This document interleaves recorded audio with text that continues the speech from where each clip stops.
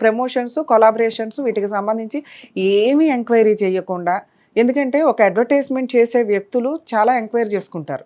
ఎవరు? Eligible persons అయితే.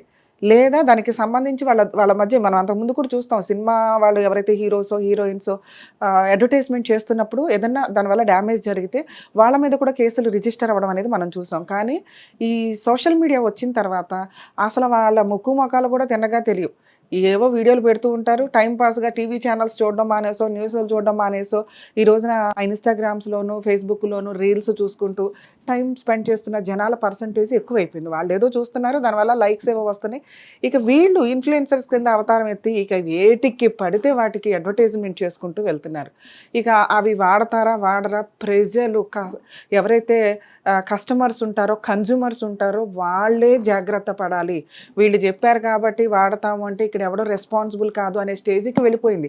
ఎందుకంటే గవర్నమెంట్‌కి ఇదొక్కటే పని కాదు. చాలా పనులుంటాయి. చాలా ఇంపార్టెంట్ వర్కులుంటాయి. అవి వదిలేసి మనం పని కట్టుకొని పుల్లయ్య, ఎల్లయ్య చెప్పింది వాడుకుంటూ మనలా స్పాయిల్ అయితే లైఫ్‌లు స్పాయిల్ అయ్యేది మనకే.